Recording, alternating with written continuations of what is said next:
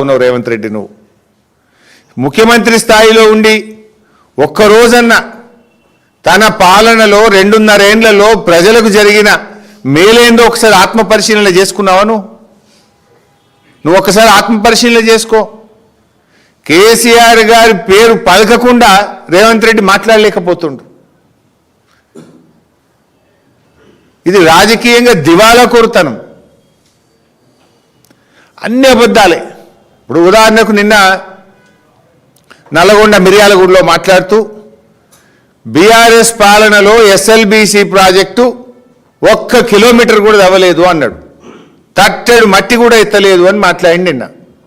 అసలు ముఖ్యమంత్రివా నువ్వేమన్నా ఏమంటారు స్ట్రీట్లో ఉండే గల్లీ నాయకునిలాగా మాట్లాడతావు? ఇంత పచ్చి అబద్ధాల గల్లీ నాయకులు కూడా చాలా బాగా మాట్లాడుతుంది ఈ రోజుల్లో, విలువలతో మాట్లాడుతున్నారు, బాధ్యతతో మాట్లాడుతున్నారు. అసలు నీకు పదమే దొరకలేదు, నాకు నీకేం పేరు పెట్టాలను? ఇప్పుడు 2014 నుంచి 2023 వరకు అందులో 2 ఏళ్ళు కరోనా వల్ల పనులు ఆగిపోయినాయి. 7 ఏళ్లలో బీఆర్ఎస్ పార్టీ మా ప్రభుత్వం 11.5 కిలోమీటర్లు ఎస్ఎల్బీసీ టనల్ తవ్వింది. 11.5 కిలోమీటర్ల పనులు మేము చేశాం. నువ్వు 2.5 ఏళ్ళైంది నువ్వు వచ్చి, నీ 2.5 ఏళ్ళల్లో 100 మీటర్లు తవ్వినావా నీ ముఖానికి? నువ్వు మాట్లాడుతావు. మేము 7 ఏళ్లలో 11.5 కిలోమీటర్లు తవ్వినాం, మీరు మూలకు పడేసిపోయినరు. బీఆర్ఎస్ వచ్చిన నాడు ఎస్ఎల్బీసీ మొత్తం కూడా తుప్పు పట్టిపోయి మూలకు పడేసి 2 ఏళ్లుగా పనులు బందుబాటి గబ్బిలాలు నిలయమైపోయినటువంటి దాన్ని మళ్ళీ ఓపెన్ చేసి మేము 11.5 కిలోమీటర్లు పూర్తి చేస్తే నువ్వు 2.5 సంవత్సరాలు అయింది. నీ 2.5 సంవత్సరాల్లో నువ్వు 100 మీటర్లు తవ్వినావా అంటున్నా. 100 మీటర్స్, 100 మీటర్లు తవ్వలే కానీ మీ అవినీతికి, మీ ఆగమాగం చర్యలకు ఎస్ఎల్బీసీ టనల్ కుప్పగూలిపోయి 8 మంది ప్రాణాలు బలిగొన్నావు. కనీసం శవాలను బయటకు తేలేని చేతగాని దద్దమ్మ ప్రభుత్వం నీది. నువ్వు నిన్న ఎస్ఎల్బీసీ బీఆర్ఎస్ పక్కకు పెట్టిందని మాట్లాడుతూ, పక్కకు పెట్టింది ఎవరు? మా హయాంలో ఎస్ఎల్బీసీలో అంతర్భాగమైనటువంటి పెండ్లిపాక రిజర్వాయర్ను, దిండి రిజర్వాయర్ను, ఎస్ఎల్బీసీ టనల్ను 4,000 కోట్ల రూపాయలతో మేము పనులు చేసినాం. 4,000 కోట్ల పనులు మేము చేసినాం. నువ్వు వచ్చి 100 మీటర్లు తవ్వలే 2.5 ఏళ్ళల్లా, కుప్పగుల విసినావు, ఎస్ఎల్బీసీని ఖతం చేసినావు. నువ్వు ఇంకా ఏ ముఖం పెట్టుకొని ఎస్ఎల్బీసీ గురించి బీఆర్ఎస్ పార్టీని విమర్శిస్తున్నావు? నువ్వు తప్పు చేసింది నువ్వు, ఎస్ఎల్బీసీని కుప్పగూల్చింది నువ్వు, శవాలు బయటకు తేలేని దద్దమ్మవు నువ్వు. మేము 11.5 కిలోమీటర్లు తవ్వి పెండ్లిపాక కట్టి దిండి కట్టి 4,000 కోట్లతోని నల్గొండ జిల్లాకు నీళ్ళిచ్చే ప్రయత్నం మేం చేస్తే నువ్వు ఉల్టా మా మీద మాట్లాడతావు. చోరు ఉల్టా కోత్వాల్కు డాంటే అన్నట్టున్నది నీ కథ. అసలు భూమి కోసం భుక్తి కోసం పోరాడిన నల్గొండ జిల్లాకు 60 ఏళ్ళ మీ కాంగ్రెస్ పాలనలో మంచినీళ్ళు ఇయ్యలే కదా మీరు? ఆనాడు నల్గొండ పోరాట యోధులు ప్రధానమంత్రి టేబుల్ మీద ఆ పిల్లల్ని పట్టుకుపోయి, కాళ్ళు చేతులు వంకరపోయిన పిల్లల్ని పట్టుకుపోయి మరి ఆ రోజు ప్రశ్నిస్తే కూడా మీకు కనికరం లేని కాంగ్రెస్ మీది. మంచినీళ్ళు నీ కాంగ్రెస్ కదా. నల్లగొండ జిల్లాకు ఇంటింటికి స్వచ్ఛమైన కృష్ణా జలాలు అందించి నల్లగొండను ఫ్లోరైడ్ రహిత గొండగా మార్చింది కేసీఆర్ బీఆర్ఎస్ కాదా? 60 ఏళ్లలో మీ ముఖానికి మంచినీళ్ళు ఇచ్చింది నల్లగొండకు. మంచినీళ్ళు ఇచ్చి నల్లగొండలో ఫ్లోరైడ్ను పారదోలింది బీఆర్ఎస్. మేం చెప్పలే, పార్లమెంట్లో కేంద్ర ప్రభుత్వం చెప్పింది. అరే నాగార్జున సాగర్ కాలువ అలైన్మెంట్ మార్చి నల్లగొండకు మీరు అన్యాయం చేసింది మీరు కదా, మీ కాంగ్రెస్ కదా అన్నాడు. ప్రాజెక్టు సైటును మార్చింది మీరు కదా. అరే మేము అదే నల్లగొండకు ఆనాడు కాలువల ఆధునీకరణ, లిఫ్ట్ల మరమ్మతు చేసి 1,00,000 ఎకరాలను స్థిరీకరణ చేసినాం బీఆర్ఎస్ హయాంలో. మీరు చేసిందేమున్నది?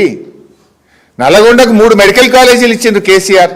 నల్లగొండ పట్టణంలో 1,000 కోట్ల రూపాయలతో అభివృద్ధి చేసిండ్రు కేసీఆర్. వాస్తవాలు ఇట్లుంటే అబద్ధాల వరద పారిస్తాడు రేవంత్ రెడ్డి. మొక్కాలని నోటికి. 2 ఏళ్లలో ఒక్క ప్రాజెక్టు కట్టింది లేదు కాంగ్రెస్, ఒక్క మంచి పని చేసింది లేదు. ఉద్యమం గురించో అమరుల గురించి మాట్లాడతాడు. అసలు ఆ ఉద్యమం గురించి రేవంత్ రెడ్డి ఎంత తక్కువ మాట్లాడితే మంచిది. నువ్వు మాట్లాడితే అమరుల ఆత్మ ఘోషిస్తుంది. ఇలా దావోస్ వేయించిండు. సొమ్మేమో ప్రజలది, తెలంగాణ ప్రజలది. మరి దావోస్ వేయించినాక కనీసం ఇన్ని లక్షల కోట్ల పెట్టుబడి తెచ్చినా, ఇన్ని ఉద్యోగాలు వస్తేనో ప్రెస్ మీట్ పెట్టిండా? ఏం చేయలే కదా. ఆడ వచ్చిందేం లేదు, ఉక్కుంటా పోయిండు, ఉక్కుంటూ వచ్చిండు. వచ్చిందేమి లేదు కనుక నోరు మూసుకున్నాడు. అంటే ఈ వైఫల్యాలన్నీ కప్పిపుచ్చుకోవడానికి మళ్ళా తిట్లదండకాన్ని అందుకున్నాడు.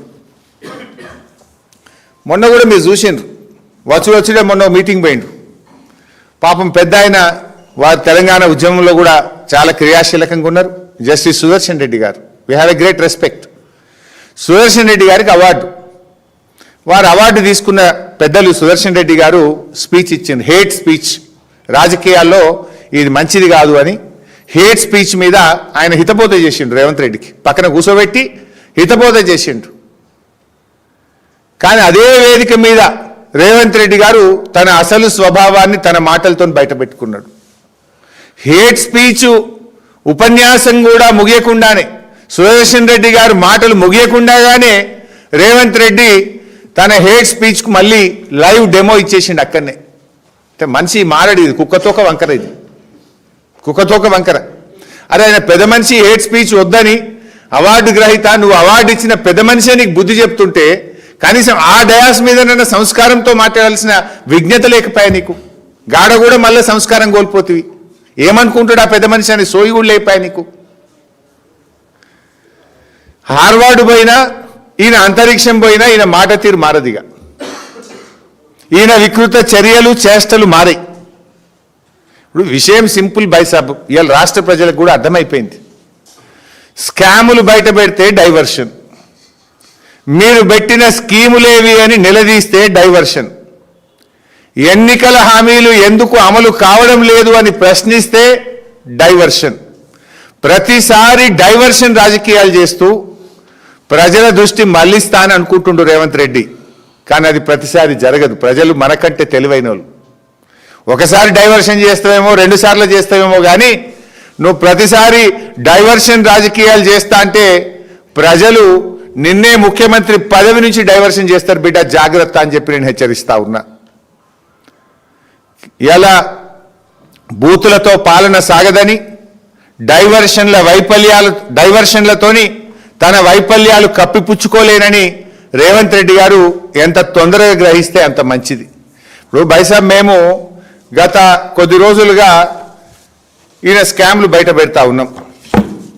రేవంత్ రెడ్డి స్కామ్లు, జాబ్ క్యాలెండర్ లేదు కానీ స్కామ్ క్యాలెండర్ మాత్రం ఇచ్చిండు రేవంత్ రెడ్డి. ఎవ్రీ మంత్ ఏమేమి స్కాములు చేసిండ్రో ఇలా స్పష్టంగా మీకు కనబడుతుంటుంది. ఏం చెప్పిండు? నెల నెలా ఉద్యోగాలు నింపుతా, జాబ్ క్యాలెండర్ తెస్తా అని నిరుద్యోగుల ఓట్లు వేసుకున్నాడు.